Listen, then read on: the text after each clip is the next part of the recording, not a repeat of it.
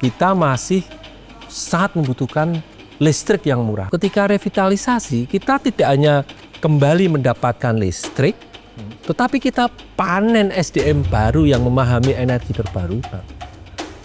PR kita sebagai penghasil sawit terbesar itu adalah the real factual impact on the site. Baterai kita bisa produksi nikel. Ntar dulu, lihat dong Morowali sekarang kayak apa bentuknya. Cucu kita akan menagih kita.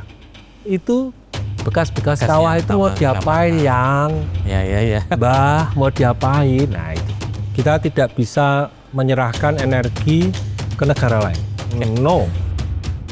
Itu sama aja kita menyerahkan batang leher Indonesia. Nggak boleh itu.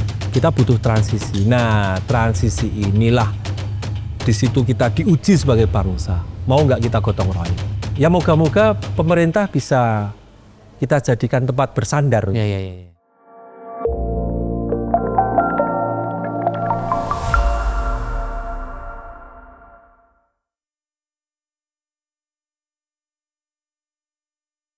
Oase menghadirkan para narator yang memiliki pengalaman di bidang edukasi, literasi, dan juga kepemimpinan. Dengan satu visi, berkontribusi pada masa depan Indonesia yang lebih baik. Semoga menginspirasi.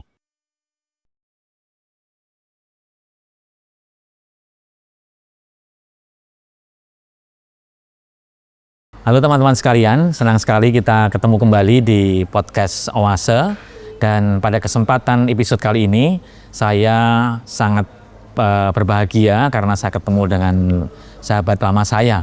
Teman saya berkelana kesana kemari waktu kita masih remaja waktu itu, waktu SMA.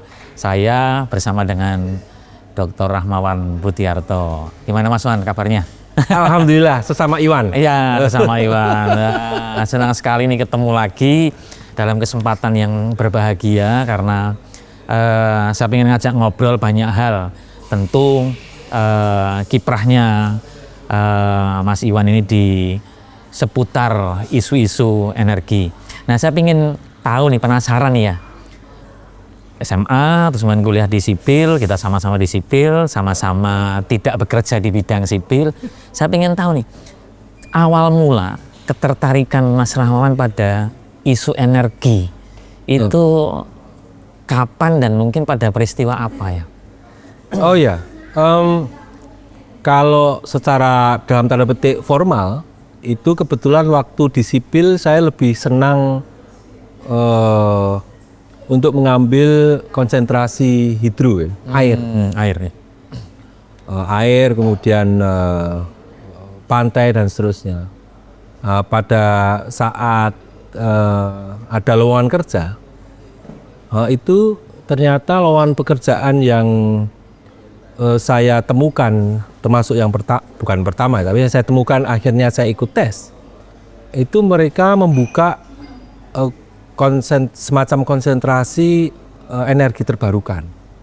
Nah, saya baru tahunya karena setelah sampai tahap wawancara, saya diminta untuk mempresentasikan dua hal, yaitu hydropower dan ocean energy, sesuai dengan bidang S1 dan S2 saya. Oke. Nah, singkat cerita, setelah wawancara itu tentu proses panjang untuk menuju dosen, tapi beberapa bulan sebelum akhirnya saya diterima menjadi dosen, saya ditugaskan di Pusat Studi Energi. Itu tahun 98 ya, saya lupa persisnya bulannya.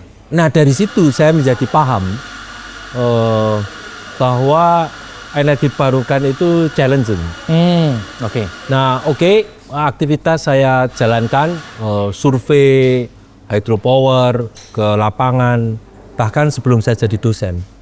Nah, setelah saya berkesempatan untuk belajar lebih serius, kemudian saya memutuskan untuk belajar lebih serius mandiri. Waktu itu di Jerman, kita tahu bahwa di sana negara itu merupakan salah satu pionir ya energi terbarukan. Mereka sudah mempunyai undang-undang energi terbarukan tahun 2000, sementara kita sampai sekarang masih bergelut undang-undang itu. Jadi 25 tahun setelah Jerman punya, kita masih belum punya. Nah di situ saya serius sampai sekarang. Maka saya bilang sama para mahasiswa saya, asisten itu, hati-hati dengan energi terbarukan. Itu bikin candu. Oh, oke.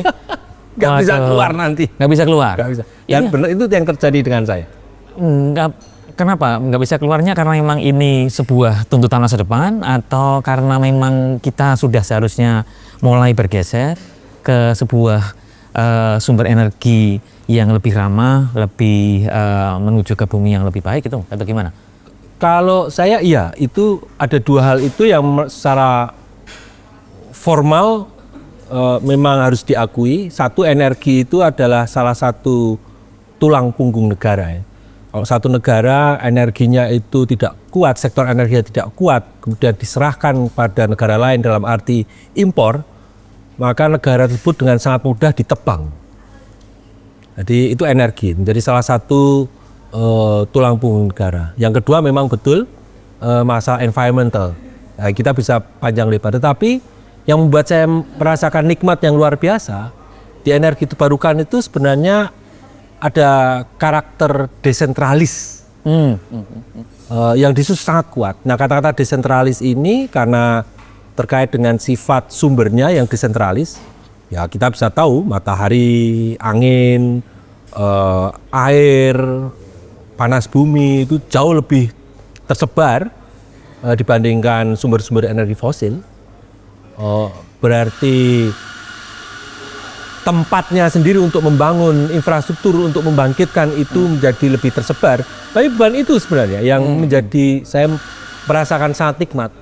Desentralis dalam hal ini adalah siapapun bisa berperan.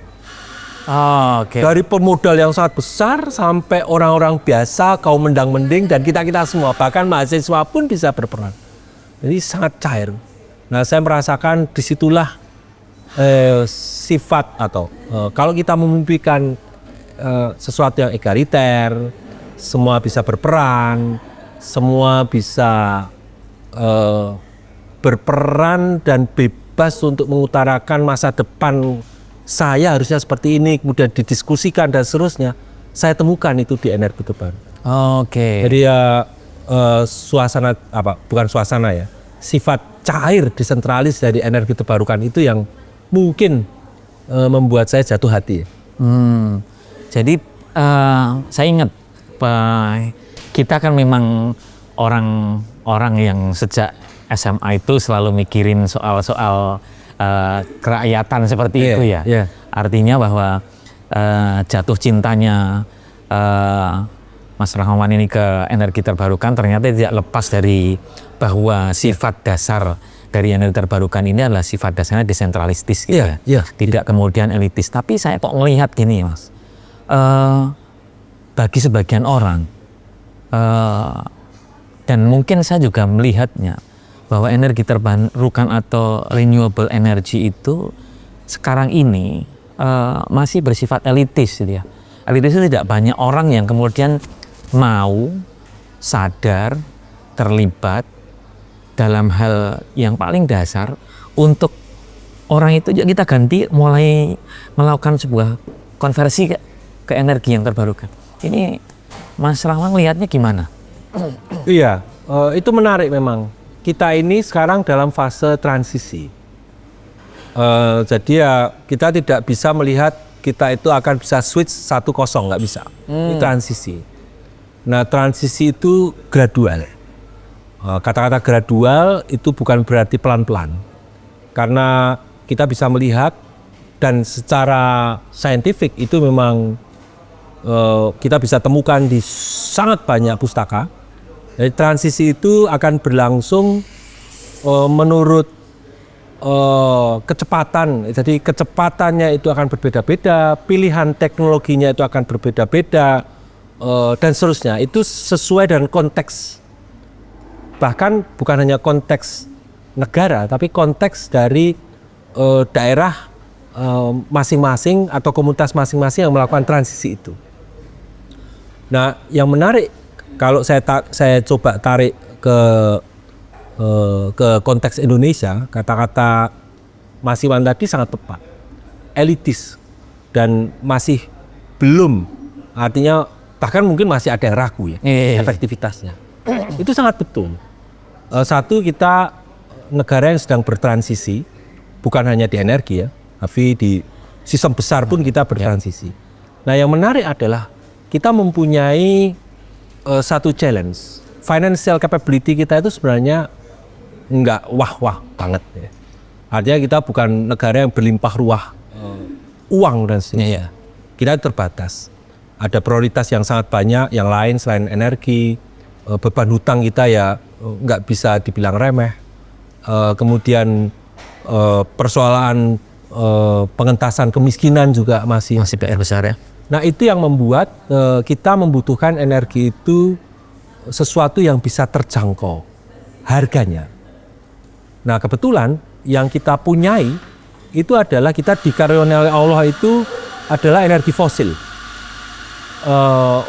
Minyak, era minyak sudah bisa kita katakan kita memang harus bersiap untuk meninggalkan, yaitu transisi juga.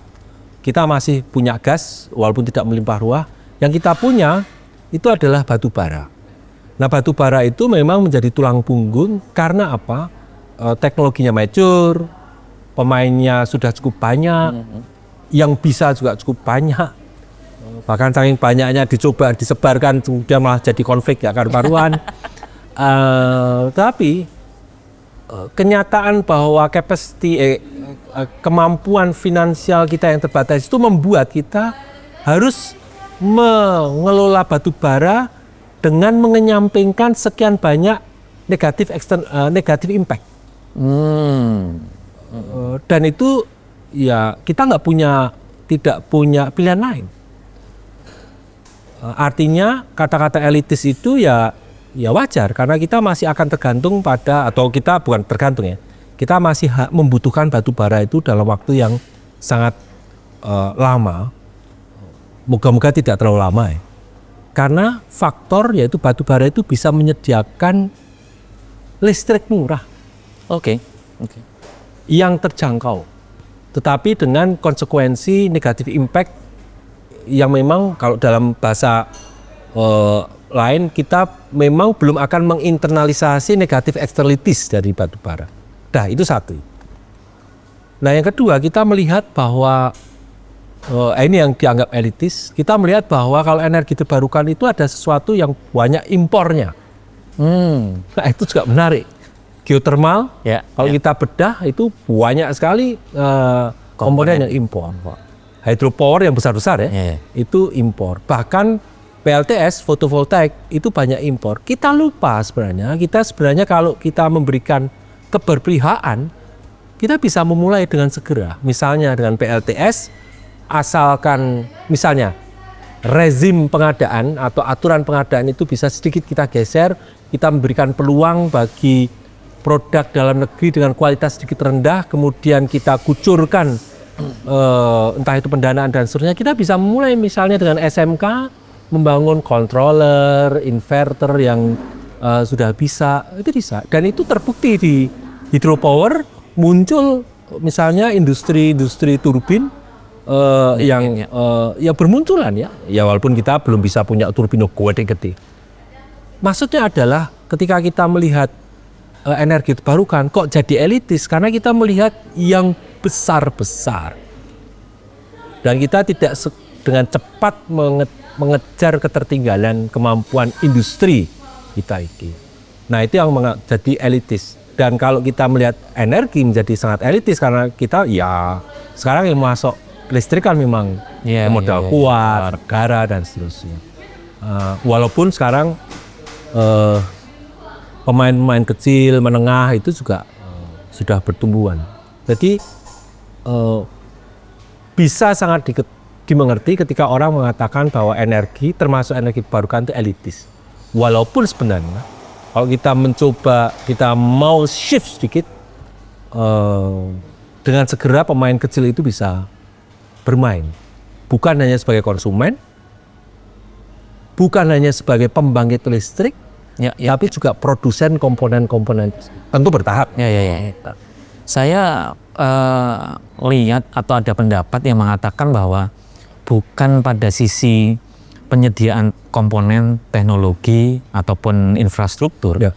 yang bisa disediakan untuk kepentingan pengembangan energi terbarukan, tetapi justru persoalannya itu ada pada policy, keberpihakan pada kebijakan-kebijakan yang memang belum mengarah ke arah di mana kita itu benar-benar loh ini harus kita perhatiin, harus masuk ke masa transisi.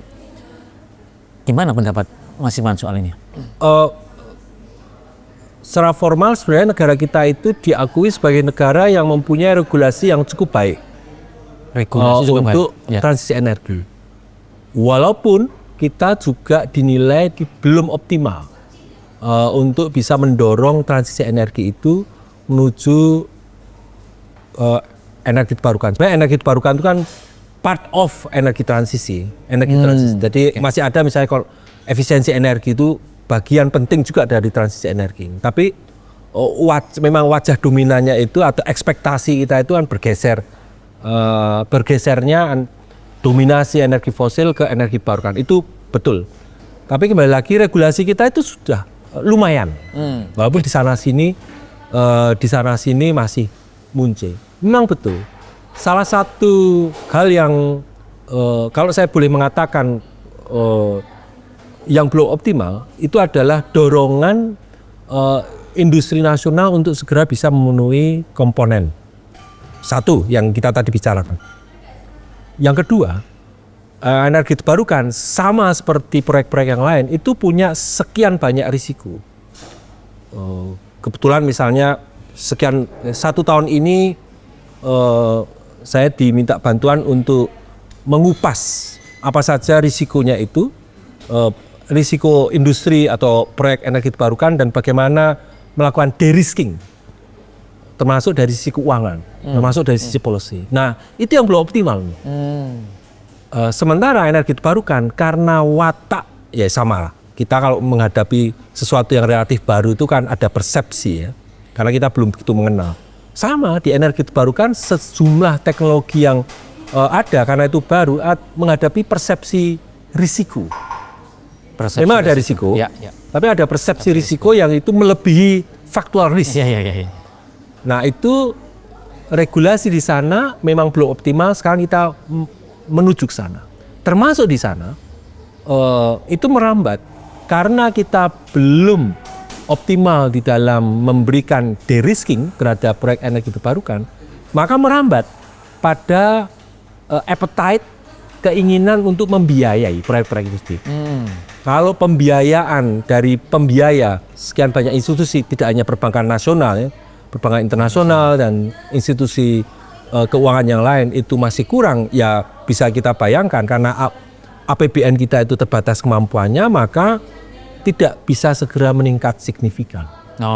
Plus tadi itu kembali lagi karena kita urusannya masih perut, financial capability kita belum tinggi-tinggi amat, kita masih sangat membutuhkan listrik yang murah. Listrik yang murah itu hanya bisa dilakukan dengan cara memakai teknologi yang mature.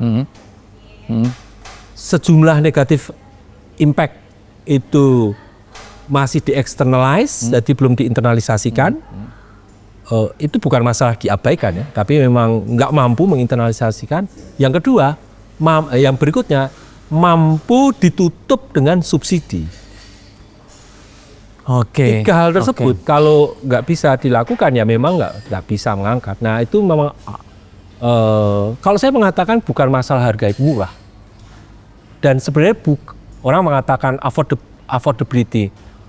Orang mengatakan affordability itu sesuatu yang hanya karena dari sisi harga itu terjamah. Enggak, kalau saya mengatakan harga yang acceptable. Harga yang tidak hanya secara finansial itu diterima, tapi juga secara hitung-hitungan sosial politik itu diterima. Jadi affordability is not only valuasi, tapi the whole factor. Nah, di sisi lain di energi terbarukan kita masih melihat tantangan itu, Kemudian kita harus melaju kencang, memberikan makan sekian ratus penduduk juta, itu dengan listrik dan juga bahan bakar yang dengan harga yang bisa diterima. Demikian, Mas. Dari mungkin pengamatan, referensi-referensi yang Mas Rawan baca, berapa lama sebetulnya waktu atau umur kita bisa menggunakan batu bara di negeri ini? Oh, kalau batu bara masih banyak. Masih banyak. Masih Jadi masih lama. Jadi kalau kita akan mengukur sumber daya energi fosil, kita bisa memakai variabel reserve to production ratio. Reserve itu kalau di batu bara itu misalnya dinyatakan dalam ton, production berarti eksploitasi ya. Jadi kadang-kadang orang mengatakan consume itu kalau di konteks kita menjadi misleading karena batu bara kita dieksploit not only for our demand, tapi our demand means untuk generating electricity tapi juga diekspor kan. Ya. Maka production means eksploitasi. Nah berarti reserve and production ratio. Kalau di batu bara saya mohon maaf lupa persisnya angkanya, tapi masih puluhan tahun, nggak ada masalah. Kalau dari sisi situnya nggak ada masalah. Minyak bumi lebih sedikit. Minyak bumi akan berakhir duluan. Gas juga kita harus hati-hati. Walaupun gas itu bisa menjadi pilihan kita pada masa transisi. Kita punya lumayan banyak, CO2 emission-nya itu rendah, lebih kecil. bahkan lebih rendah daripada minyak dan batu bara, dan negatif externalities-nya itu yang penting. Itu jauh lebih rendah dibandingkan batu bara yang kita exploit secara terbuka.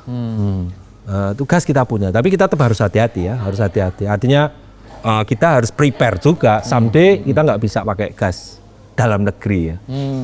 Jadi someday kita akan angka itu bisa diperdebatkan. Apakah ordernya 20-an tahun atau lebih panjang dari itu? Tapi someday kita akan menjadi negara yang bisa net oil and gas importer. Ya.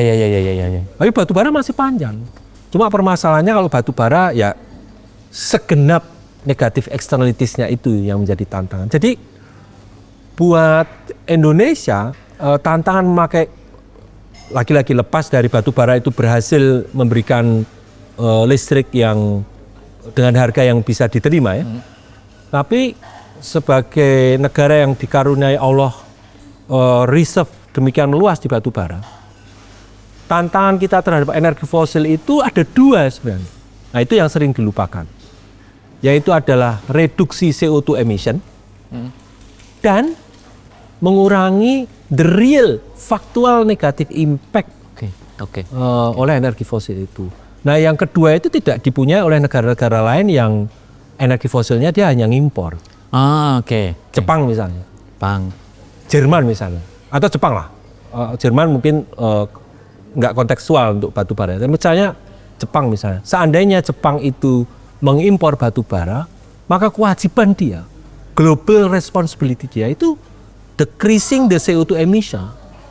Ya karena dia nggak menghadapi the real faktual di lapangan. Tapi buat kita bukan hanya CO2 emission reduction, tapi kita masih punya tanggung jawab untuk menengok side. Ya. Kalau itu kita lebarkan sedikit, dan ini sambil kita mengiring doa pada saudara-saudara kita yang meninggal dunia dan hilang yang jumlahnya sudah lebih dari 1.000 itu, sawit ya dia berjasa untuk mengurangi ketergantungan kita pada minyak ya. Tapi PR kita sebagai penghasil sawit terbesar itu adalah the real factual impact on the side. Nah, itu kadang-kadang dilupakan. Seolah kalau kita sudah berhasil memenuhi target penurunan CO2 emission yang itu juga sulit, itu seolah kita sudah selesai. Kita. No. Ya. Bahkan setelah periode besar-besaran eksploit batu bara, maka cucu kita akan menagih kita. Itu bekas-bekas kawah itu mau diapain yang? Ya. Mbah mau diapain? Nah itu. Jadi panjang. Ya. Oke, saya tertarik kembali ke tadi soal bahwa desentralistis. Ya. Saya kenal, tahu, sering baca petualangan Mas Rawan ke mana-mana gitu. Kadang-kadang ke desa terpencil gitu ya. Terus kemudian mungkin dampingi mahasiswa, ngelibatin mahasiswa. Dan kalau saya tidak ingat dalam beberapa kesempatan itu Mas Rawan datang ke satu tempat ngelakuin proyek mikrohidro dan segala macam. Nah, ini seberapa mungkin ya orang-orang atau masyarakat di level daerah terpencil, remote area ataupun di daerah suburban gitu, itu bisa kemudian mengerjakan sesuatu yang itu ada hubungannya dengan energi, pemenuhan energi secara mandiri, khususnya melalui energi terbarukan ini. Oke, dari pengalaman jenengan. Saya mulai dengan teknologi yang impornya masih sulit untuk kita kurangi. Kalau mikrohidro, alhamdulillah kita masih udah bisa lah. Oke. Tapi yang lebih sulit karena masih ada komponen impor, yaitu PLTS. Sorry ya. PLTS itu kan kita susah untuk, saya juga belum tahu apakah Indonesia akan berani untuk melangkah sehingga sel suryanya itu, the photovoltaic cell, itu nanti kita bisa produksi sendiri ya. Ya mungkin dengan joint venture it's okay lah. Artinya nanti pabriknya di sini ya, alhamdulillah kalau bisa seperti. Tapi bahkan di teknologi fotovoltaik itu sebenarnya teknologi yang maju ya. Selnya itu maju. Selnya itu maju dan riset terus-menerus untuk mendapatkan efisiensi. Tapi bahkan di situ saya melihat ada sekian banyak komponen, itu dari sisi komponen. Itu sebenarnya sekali lagi tadi saya mengatakan, kita sudah bisa memulai memproduksi ya, tapi jangan dituntut kualitasnya setinggi kualitas negara Jerman yang udah luar biasa, janganlah.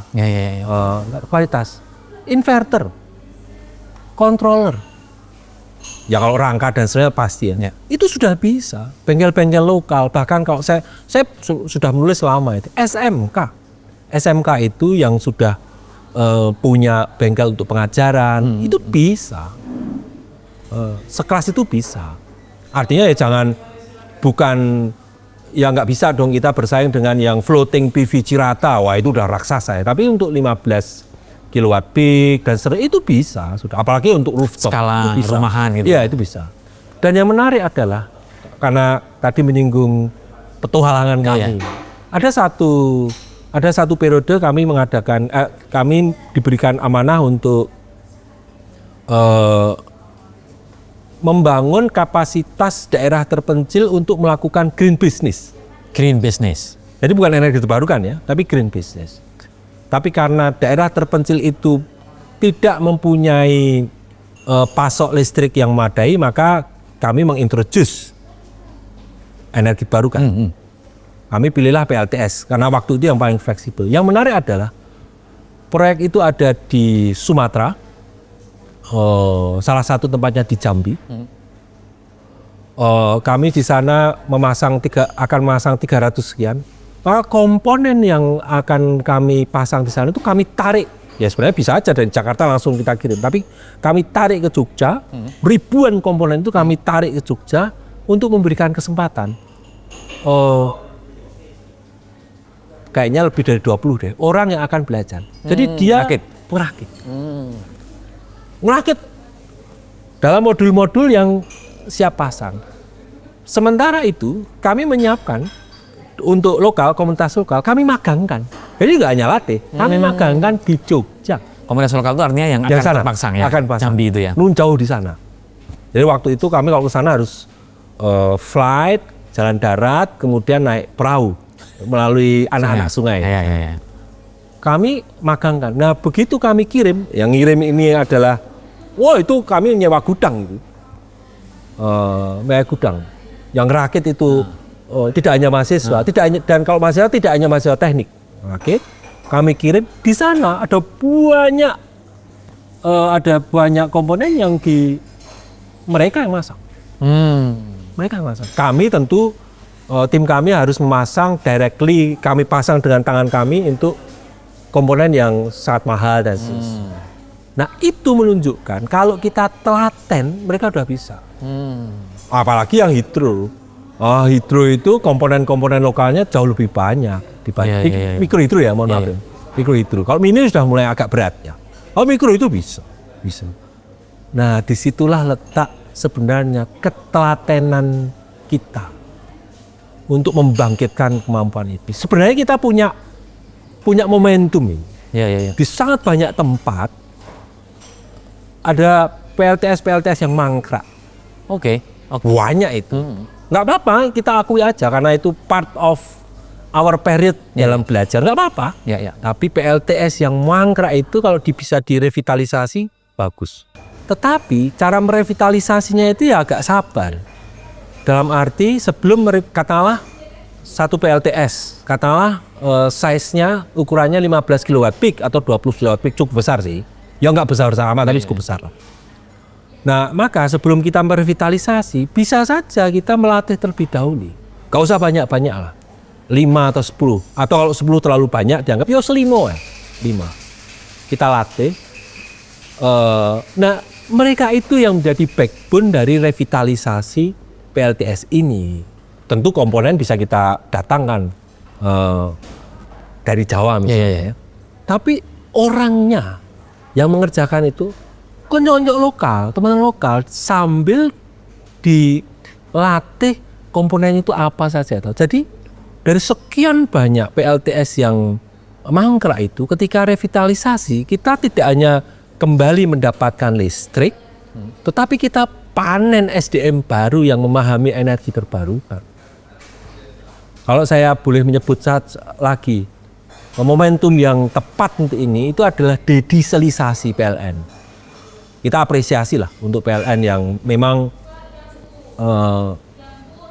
mempunyai progres untuk menuju low emission energy system itu bagus lah. Kita apresiasi. Nah, di dalam dedieselisasi itu kan PLN akan mencoba untuk menutup atau mengurangi peran dari diesel di banyak tempat. Saya lupa persisnya berapa jumlahnya. Banyak tempat. Nah, salah satu yang dibidik itu adalah tentu energi terbarukan di lokal ya. Ya karena fleksibilitasnya misalnya PLTS plus di sejumlah tempat ada mikrohidro, bahkan kalau beruntung ada wind. Anggap aja sekarang kita lihat yang banyak dikenal orang PLTS. Ya. Nah, jangan langsung diadakan. Kalau diadakan ya pasti cepat. Tapi kembali lagi kesabaran sistem kita.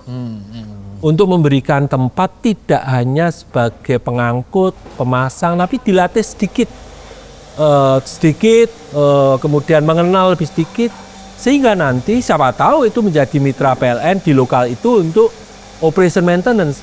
Jadi akan ada dedieselisasi berjalan, CO2 emission itu turun, mungkin belanja negara, fine lah, atau hibah untuk komponen itu jalan, tapi tumbuh orang-orang yang tahu, mampu operation maintenance, dan someday yang kecil-kecil kayak itu akan menjadi besar. Yang tadi yang saya sebutkan, controller, inverter, bisa. Jadi sebenarnya momentum itu banyak, tergantung kita mau sabar atau tidak. Nah, sebenarnya kata-kata sabar itu ya kita hanya, ya kalau saya boleh mengatakan satu kalimat yang tiba-tiba muncul di masa bencana ini, kita ya bolehlah kita bersandar pada pemerintah. Karena mereka akan meregulate how many percent of the budget for revitalization sama dedieselisasi itu yang dedicated untuk sambil capacity building kayak gitu. Capacity building bukan hanya orang ya, tapi juga siapa tahu muncul di sana ada bengkel, siapa tahu ada SMK yang bisa dilibatkan. Ya kayak itu. Dari apa yang tadi disampaikan, infrastruktur dasar atau komponen-komponen dasar sebagai, kalau saya boleh nyebut sebagai modal kita untuk kemudian bisa mandiri secara energi, entah itu melalui energi fosil, batu bara di sini, sawit lah, ataupun energi terbarukan, itu sebenarnya cukup kuat ya. Artinya ada. Nah, mungkin yang kurang apa? Bagaimana mengorkestrasi, bagaimana sinergikan satu dengan yang lain untuk bisa menjadi potensi yang ada ini bisa kemudian jadi aktual muncul jadi kekuatan itu gimana Mas? Tadi misalnya saya meng-highlight 2 dulu sebelum satunya. Ya. 2 itu teknologi tadi. Ya. Memang kita tidak bisa dipungkiri kita harus segera mengejar kemampuan kita untuk memproduksi komponen di dalam negeri, melibatkan banyak orang kita untuk memproduksi komponen teknologi energi terbarukan. Ini saya bicara utamanya yang size-nya besar-besar. Panas bumi yang besar. Kalau wind turbine ya yang sekarang kita punya yang besar, hydropower yang besar ya, mini sampai besar ya. Mini itu udah besar ya untuk ini, atau apalagi kecil ya udah besar. Itu memang harus sudah dikejar. Nah maka ada penguatan pengertian atau penguatan paradigma. Jadi ketika kita memandang industri nasional kita jangan hanya memandang bahwa industri nasional kita itu merupakan satu sektor yang harus dipenuhi kebutuhan energinya. Ya itu memang betul, tapi jangan hanya itu. Tapi industri nasional itu juga mempunyai tanggung jawab untuk memenuhi kebutuhan energi kita. Oh, I see. Iya. Beda kan, perlakuannya jadi beda kan.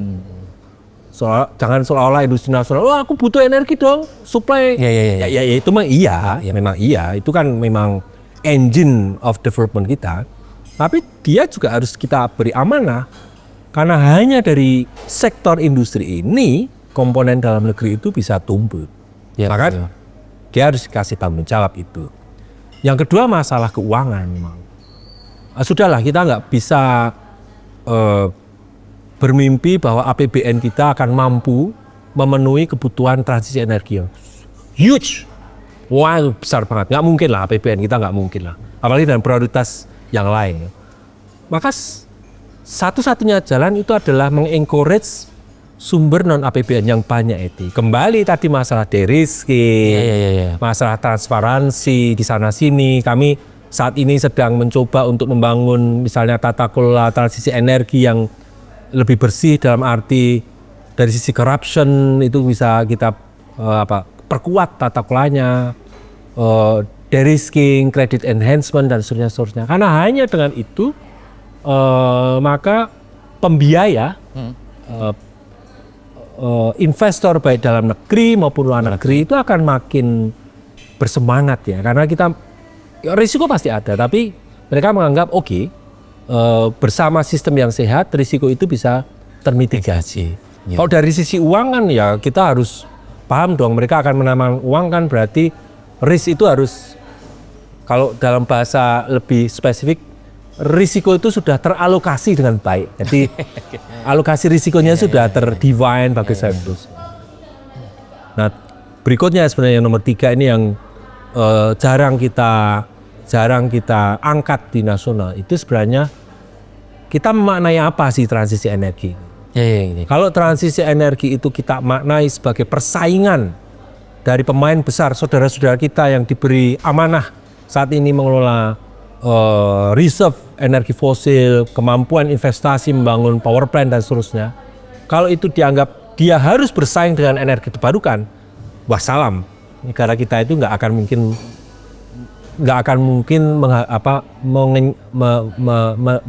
menikmati transisi energi dengan cepat. Karena mindsetnya persaingan. Coba kalau mindset itu adalah share, kemudian peralihan, mereka juga bisa bertransisi. Ya, which is part of them, mereka sudah mulai membangun ya. Jadi kan kita dengar sih, industri yang dulunya heavy di energi fosil, kemudian membangun industri energi terbarukan, alhamdulillah ya, alhamdulillah.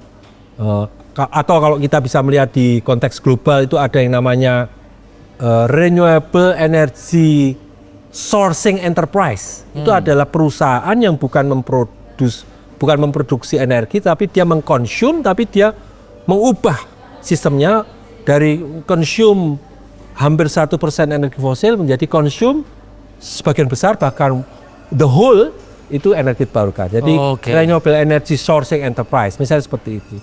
Nah kalau kita bisa mengenai transisi energi itu bukan sebagai persaingan, tapi sharing peran, kemudian memang harus bergeser perannya, ya itu bagus. Walaupun di lapangan kita sudah tahu sekarang. Kata-kata transisi energi itu sebenarnya salah satu syaratnya bisa berhasil itu juga adalah transformasi, selain mindset tadi, transformasi ekonomi. Kalau kita, ya kebetulan saya sering ditugaskan belusuan lah. Misalnya saya masuk ke satu kabupaten, kebetulan ke Pemda, kemudian saya tanya APBD-nya yang sekian triliun, kemudian struktur APBD-nya, dari mana pendapatannya, majority dari fosil dan kemudian pajak. Nah kalau secara ekonomi, sistem ekonomi nggak ditransform, mereka nggak mau dong. Apa itu transisi energi? Bayang mereka transisi energi mereduksi peran fosil, berarti mereka akan kehilangan revenue. Jadi transformasi ekonomi itu memang harus didampingi, dan kami di Pusat Studi Ekonomi Kerakyatan mendampingi itu juga. 1-2 daerah kita akan coba kenalkan diversifikasi ekonomi dan seterusnya. Kurang lebih semacam itu. Sekarang saya coba tadi kaitan dengan SDM tadi ya, karena menarik mengangkat SDM. Transisi ini membutuhkan SDM. Tadi ada momentum, ada satu digitalisasi, terus kemudian bagaimana kita merevitalisasi PLTS yang mangkrak. Bukan semata-mata, Mas Rahmat tadi mengatakan, bukan semata-mata secara teknologi saja, tetapi mumpung ada kesempatan sebetulnya itu mengirim, bukan tidak sekedar mengirim, tapi memberdayakan sumber daya manusia kita, mungkin di level pelaksana dan siswa-siswa SMK dengan tadi buat beberapa komponen-komponen tadi itu. Terus tadi contoh yang Jambi didatangkan ke Jogja untuk kemudian juga bisa melakukan pekerjaan-pekerjaan teknis di lapangan. Menurut saya ini sangat menarik. Saya kaitkan dengan kesiapan lembaga pendidikan. Dalam hal ini adalah sekolah-sekolah, level teknik, SMK, atau mungkin di bawahnya lagi. Mana dulu yang mesti dibangun gitu ya? Artinya apakah kesadaran dulu, ataukah kemampuan teknis? Kesadaran itu artinya apa? Oke, fosil sudah pasti akan habis suatu saat nanti. Berarti kita harus mulai memikirkan tentang energi terbarukan, kesadaran. Jadi mulai dari siswa jenjang paling dini sampai ke mahasiswa begitu. Tapi level teknis ini menurut saya bila tidak dilandasi dengan pemahaman atau mindset kesadaran tadi, itu bisa kalau kemudian jatuhnya itu hanya ya udah saya mengerjakan ini ya saya kerjakan, tapi ada kesadaran atau mindset sehingga perubahan paradigma tadi di level yang lebih tinggi ketika anak-anak ini nanti menjadi pejabat-pejabat publik itu nggak akan bisa tercapai, dan mimpi kita untuk kemudian menjadikan Indonesia lebih mandiri energi terbarukan bisa mendapatkan tempat yang lebih dominan itu nggak akan tercapai. Gimana Mas Rahman melihat ini? Ya tentang kesadaran. Mohon maaf saya nggak bisa cerita yang SD sampai SMA karena saya nggak begitu paham karena saya kerja nggak di sana. Tapi misalnya di perguruan tinggi, kebetulan di UGM saya ditugaskan mengampu sekian mata kuliah di 3 fakultas.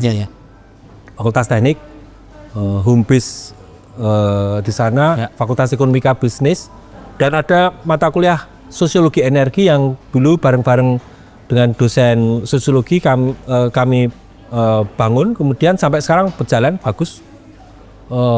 Nah kalau saya lihat di situ sebenarnya, dan juga di Fakultas Hukum saya nggak ngajar di sana, tapi di sana juga aktif.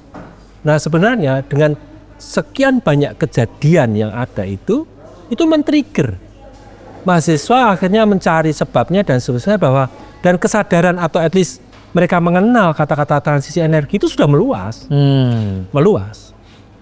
Nah, tapi kalau saya cermati mereka itu akhirnya banyak yang mandek. Terus gimana? Tapi at least kan sudah ada ya. Jadi bahwa sistem harus kita ubah dan seterusnya. Nah, sekarang detail how to manage transisi energi ini yang memang harus diperkuat. Jadi kalau di ekonomi kita belajar masalah financial, economic analysis, di sosiologi kita belajar mencoba menata relasi antar aktor di transisi energi, teknik jelas. Bahkan di PWK misalnya kita belajar tentang bagaimana merancang daerah urban dengan sistem energi yang berkelanjutan. Jadi itu melebar. Nah, terkait dengan kemampuan detail itu sebenarnya alhamdulillah di sekian banyak prodi itu bertumbuhan. Oke. Prodi-prodi yang relate dengan transisi energi. Nah, kembali sekarang, ada nggak kesabaran dan kemauan kita secara sistem itu untuk merangkul itu semua? Contoh yang paling jelas. Di sekian banyak prodi teknik itu bermunculan mata kuliah terkait dengan energi terbarukan. Ya, kita paham dan bisa memahami bahwa ketika mereka lulus, mereka belum oleh dunia kerja belum disebut matang atau siap. Ya pastilah. Apalagi kalau di S1. Kadang-kadang kita tidak mempunyai kesempatan yang cukup untuk memberikan keterampilan hard. Ya. Tapi kalau kita sabar dan mau lebih berpikir komprehensif, kita bisa memilih sejumlah prodi teknik di Indonesia, tidak hanya universitas negeri, kemudian kita analisis mata kuliahnya, maka kita bisa bekerja sama dengan lembaga pemberi sertifikat. Kita berembuk untuk saling menyesuaikan diri. Mungkin yang prodi ini bisa ngecas dengan industri tentunya. Jadi lembaga sertifikat dan industri, kita berembuk bertiga dengan prodi, adjust lah. Misalnya, silabusnya diubah, cara mengajarnya sedikit diubah. Tetapi untuk mempercepat kemampuan SDM kita yang diakui secara formal, bagaimana kalau di prodi-prodi pilot tersebut mahasiswa yang sudah menempuh dan lulus sekian mata kuliah itu diakui sudah memenuhi misalnya 20% misalnya syarat untuk sertifikasi energi terbarukan. Hal tersebut sebenarnya nggak sulit. Tapi mau nggak kita meregulate itu? Karena lagi-lagi ini kita harus menghancurkan ego kita masing-masing. Yang perguruan tinggi juga mau rela mengadjust untuk lebih mendengar kebutuhan dari industri dan lembaga sertifikat. Lembaga sertifikat juga harus mau dong dia berbagi ya 20% kan 20% ya. duit. Betul. Bukan 20% orangnya. Jadi misalnya katakanlah biaya sertifikasi katakanlah X rupiah. Maka kan si mahasiswa tersebut harus membayar ya 80%. Duit kan? Ya, betul. Nah, mau nggak dia sharing itu? Mau nggak dia sharing sebagian rezeki mereka? Dan peran kan berarti kan part of tutor mereka sudah dipenuhi oleh perguruan tinggi. Sama juga yang industri, mereka mau membuka membuka waktunya untuk memberikan masukan. Siapa tahu magang yang kita paham kalau magang itu kalau berlebihan itu merepotkan mereka. Syukur-syukur mereka punya rezeki berlebih untuk membiayai ini semua.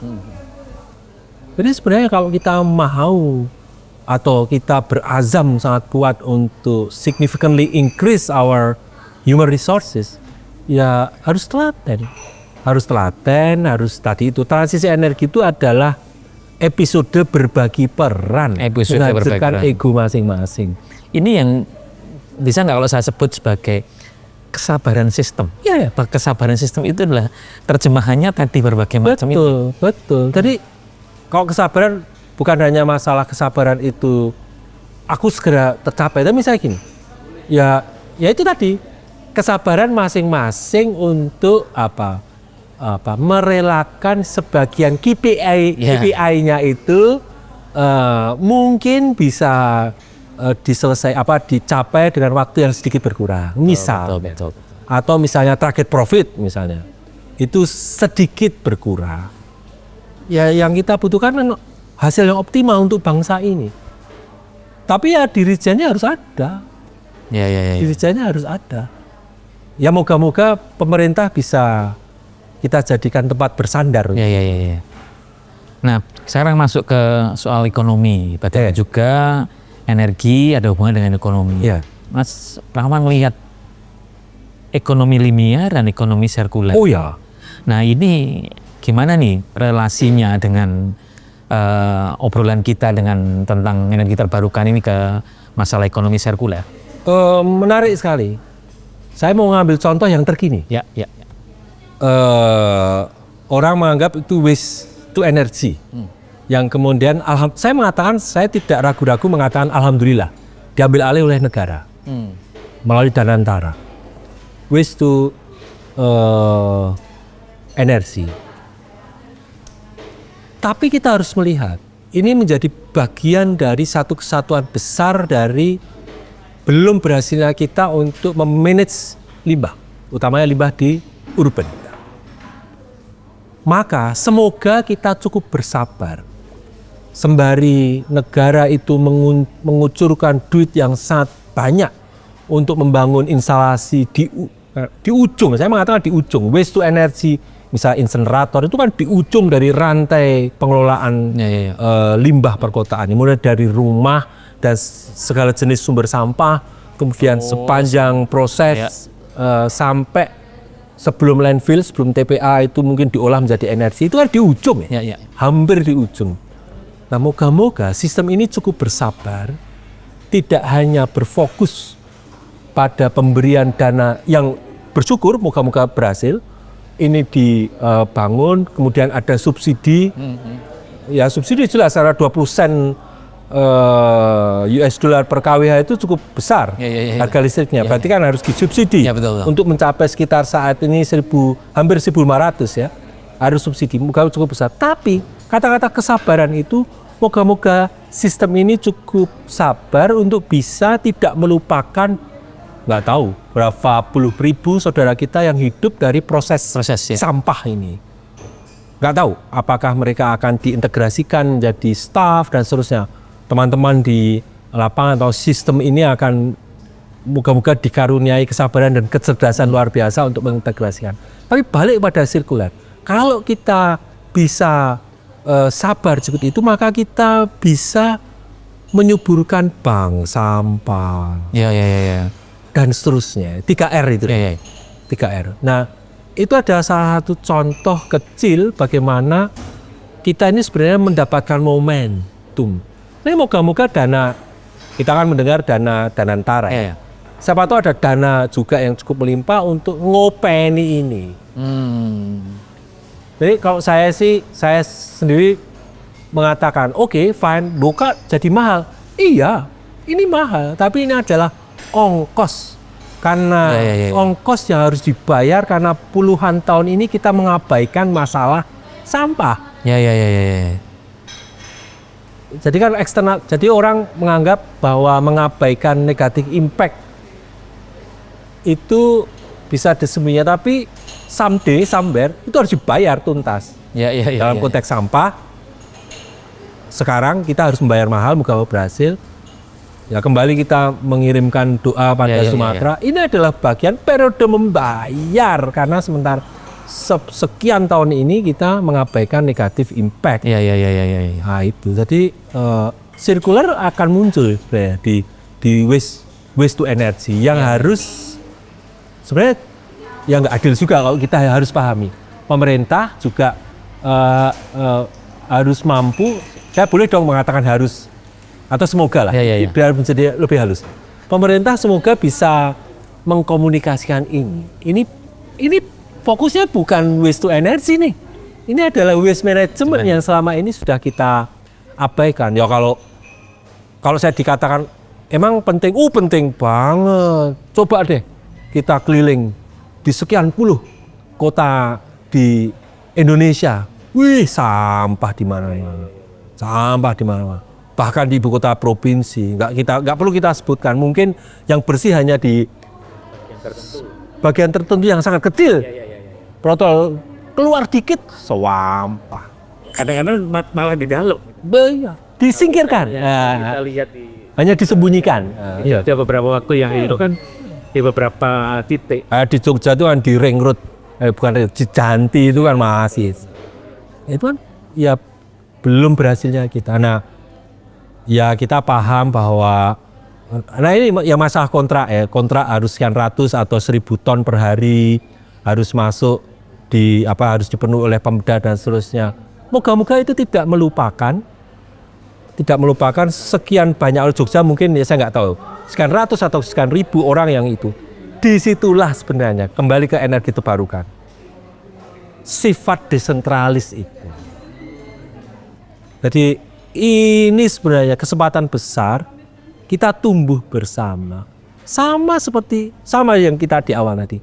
Saya itu jatuh hati pada energi terbarukan yang mungkin karena memang masalah lingkungan dan seterusnya, tapi yang part yang lebih menarik yang membuat saya bertahan di sini itu desentralis itu loh. Kita bisa tumbuh bareng-bareng. Iya. Mulya ya bareng-bareng. Ya mulya bareng-bareng bukan berarti duit 1.000 kabeh untuk 10.000 enggak sih. Memang ada perbedaan tapi bareng ya. Nah itu. Kalau dengan lihat tuh praktek di negara lain yang tidak cukup berhasil melakukan proses transisi atau transferasi energi ini mana? Ya kebetulan saya tinggal di Jerman 5 tahun ya. Kalau saya boleh flashback di Jerman, ini menarik. Pada tahap awal Jerman itu membangun sistem energi terbarukannya, memang kemudian informasi, komunikasi itu gencar. Catatan kaki, sebenarnya asymmetric information itu juga jadi PR kita ya. Asymmetric information ya. Maka saya mengatakan pada mahasiswa, nggak perlu Anda kalau misalnya tertarik energi terbarukan itu harus memaksakan diri menjadi engineering. Bahkan orang engineering pun yang kemudian tidak tertarik bekerja di teknik nggak perlu memaksakan, tapi cukup menyebarkan informasi yang benar itu sudah luar biasa. Nah kembali ke Jerman. Maka pada waktu itu yang muncul adalah masalah lingkungan, tapi yang luar biasa apa? Yang angle yang dipilih, salah satu angle yang dipilih untuk mengajak mereka untuk mau membeli energi terbarukan. Kebanggaan karena sudah berperan. Luar biasa toh. Kebanggaan karena sudah berperan. Berikutnya adalah desentralisasi pengelolaan. Karena ya kata-kata energi terbarukan itu kan sangat beragam ya. Ya kecuali yang rata itu kalau Indonesia, walaupun nggak rata amat sih, kalau kita mau detail ya nggak rata amat, tapi oke lah, dalam bahasa umum rata, itu matahari. Tapi kalau kita mau bicara lebih detail, pengelolaan energi terbarukan itu lokal, sangat lokal. Nah pengelolaannya itu lokal dan ya ini, akuntabilitas pengelolaan.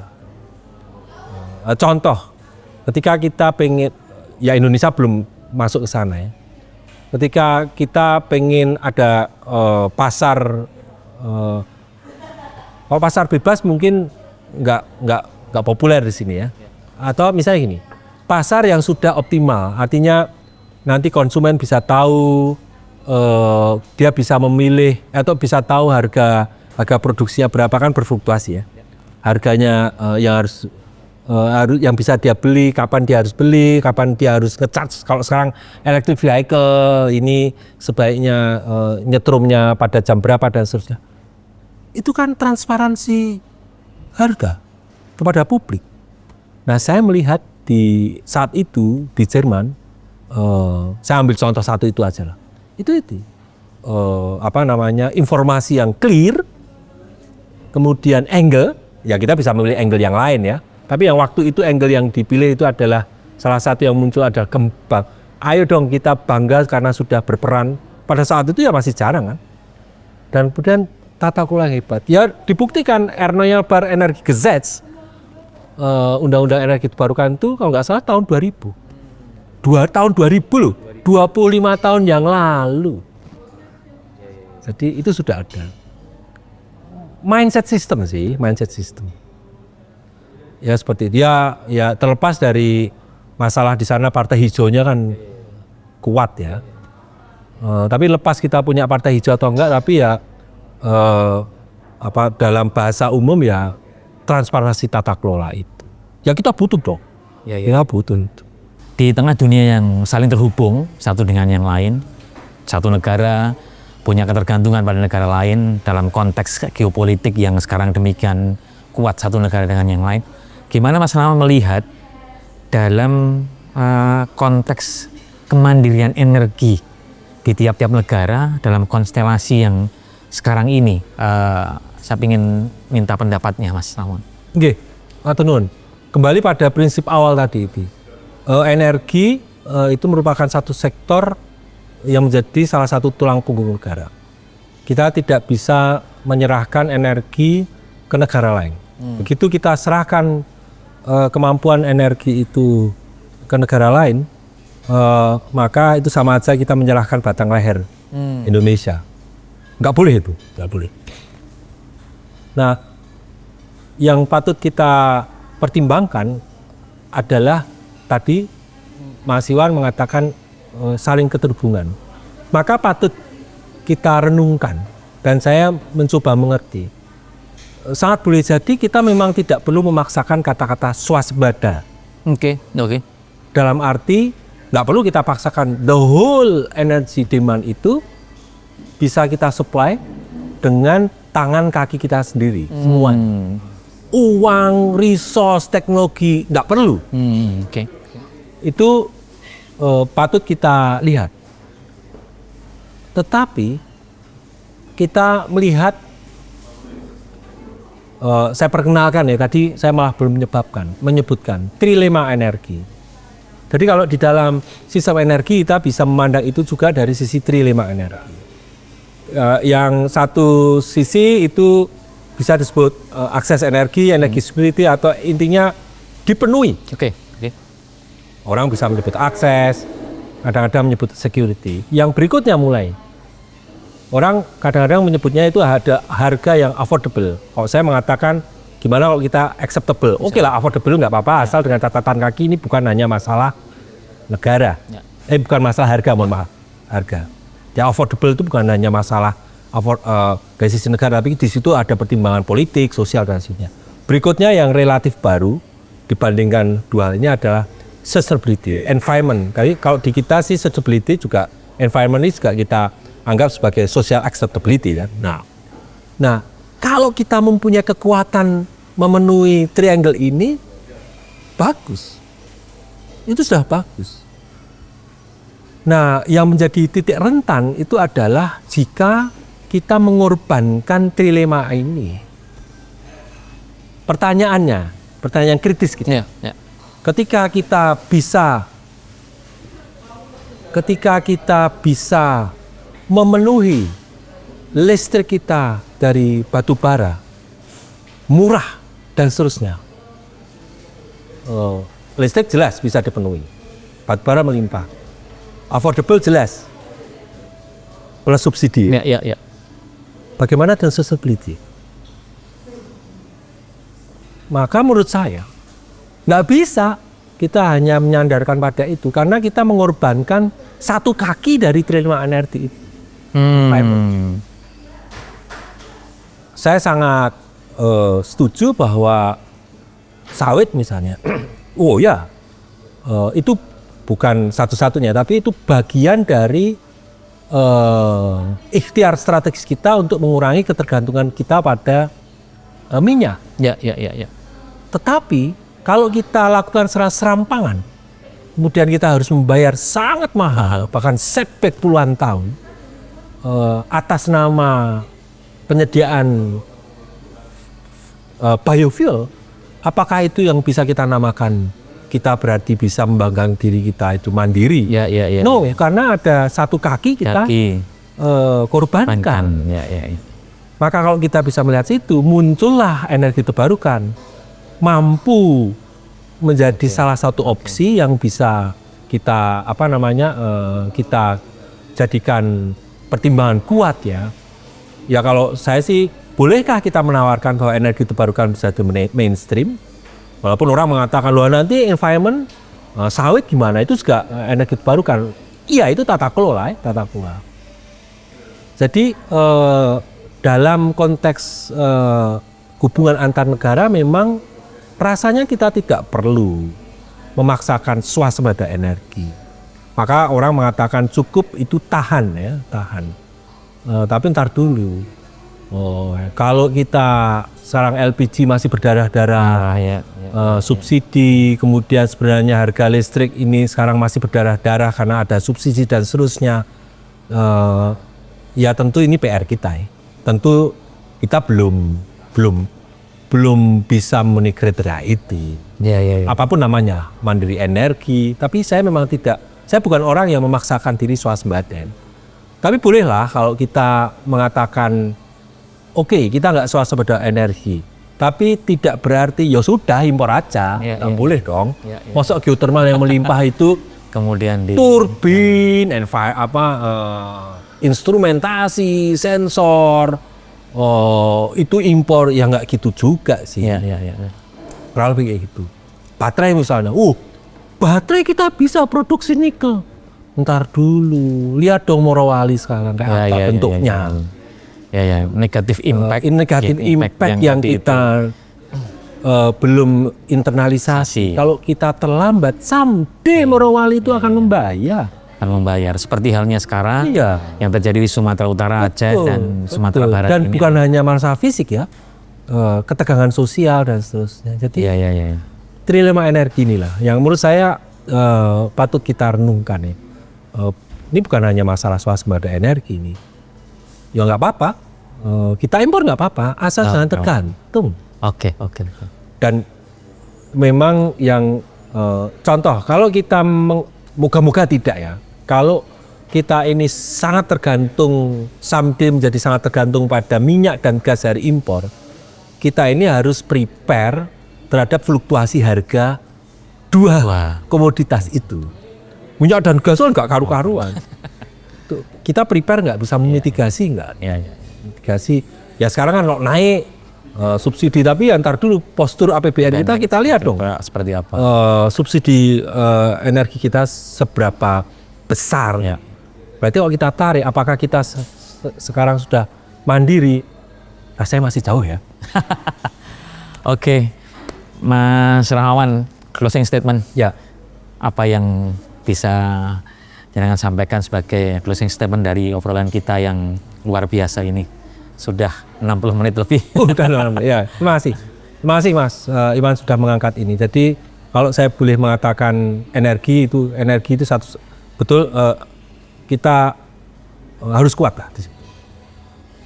Energi tidak bisa kita serahkan ke orang luar. Itu harus. Tapi bukan berarti kita swasembada. Yang berikutnya, kita butuh transisi. Nah, transisi inilah di situ kita diuji sebagai bangsa. Mau nggak kita gotong royong? Mau nggak kita sharing peran? Kalau kita lepas dari value gotong royong kita itu, wassalam tuh. Yang ada hanyalah persaingan dan semasnya. Padahal betul-betul transisi energi ini, disinilah kita butuh gotong royong kebesaran kita sebagai sebuah bangsa untuk segera berbagi peran. Berubah ya tidak nyaman, tapi itulah ya peran yang berubah kan tidak apa-apa ya. Jadi transisi energi itu bukan hanya sekedar energi, itu adalah transformasi, bahkan tidak hanya transformasi ekonomi ya, tapi transformasi mindset, hati kita. Sekarang kita kebesaran Indonesia itu diuji. Terima kasih sekali Mas Rahmawan sudah hadir ngobrol-ngobrol yang luar biasa. Semoga ini bisa memberikan inspirasi bagi siapapun juga yang melihat generasi kita, generasi di bawah kita. Semoga sukses selalu untuk karya-karya berikutnya. Baik, teman-teman sekalian, inilah tadi Dr. Rahmawan Budiarto, pengamat dan juga pemerhati energi terbarukan dari Universitas Gadjah Mada. Terima kasih, kita ketemu lagi di episode Oase berikutnya. Wassalamualaikum warahmatullahi wabarakatuh.